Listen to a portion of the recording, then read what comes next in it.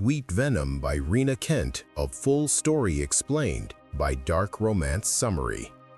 Imagine witnessing a murder and realizing the killers saw you. Imagine the only person capable of saving your life is also the one who could destroy your heart. This is the world of Sweet Venom by Rina Kent, a brutal, addictive, dark romance filled with obsession, danger, and secrets hidden under elite privilege. Today, I'm breaking down the entire story, beginning to end. Full story summary. Part 1. The Girl Who Saw Too Much. Annika Volkov has spent her life trying to stay invisible. Quiet, anxious, always avoiding attention. The kind of girl who slips through the world unnoticed. Until one night shatters everything. Walking home, she hears a struggle in a dark alley. Against her instincts, she stops and witnesses a violent murder. Not a random attack, a clean, efficient killing by men who know exactly what they're doing. Annika freezes, and then one of the killers looks directly at her. That single moment marks her for death. Instead of going to the police, Annika stays silent, believing that pretending she saw nothing will protect her. But her silence becomes the most dangerous mistake of her life. Part 2. Enter Knight Lennox, the beautiful monster. Knight Lennox is everything Annika is not. He's the golden boy of the elite hockey team, admired, feared, dominant. But beneath the surface, Knight is a storm of violence, rage, and childhood trauma. People only see the godlike athlete. They don't see the monster he fights every day. Knight hears rumors about a girl who witnessed a killing connected to powerful criminals. A girl who shouldn't have survived. A girl the killers are looking for. He becomes obsessed with finding her, not just to protect himself, but because something about that terrified stare won't leave his mind. When Knight finally sees Annika on campus, he knows instantly. She's the girl from that night, and she has no idea how much danger she's in. Part 3.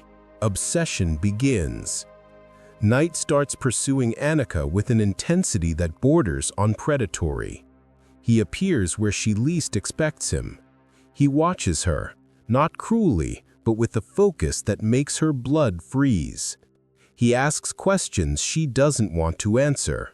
He pushes her walls until she breaks. Annika tries to avoid him, but fear and fascination pull her back. Knight is dangerous. Knight is unpredictable. Knight is everything she should run from.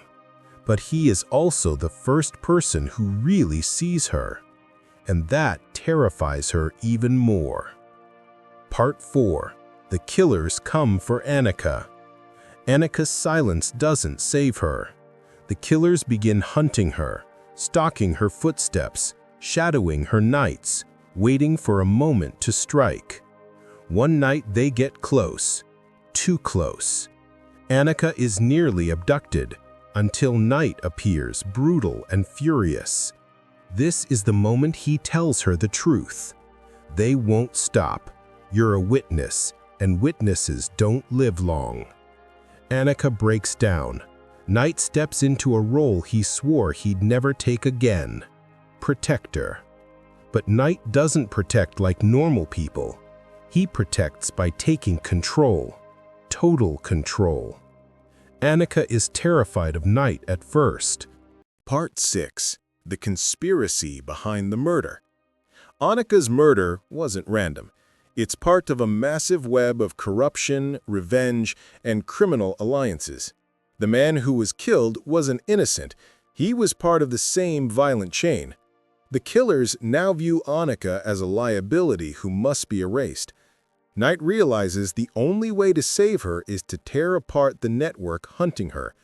And when the attackers strike again, Knight's rage becomes lethal. He fights like a man who has nothing left to lose. Annika becomes the only weakness Knight has, and the only strength he trusts. Part 7. Twisted Hearts, Broken Pasts. Both Knight and Annika reveal their darkest wounds. Annika grew up living in fear, always pleasing others, always hiding pain. Her trauma runs deep, shaping every reaction she has. Knight's past is filled with emotional neglect, impossible expectations, and violent tendencies praised instead of corrected. They see their brokenness in each other.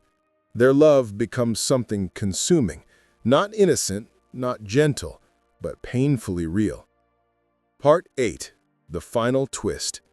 Just when Annika begins to believe the danger is about to end, the truth detonates.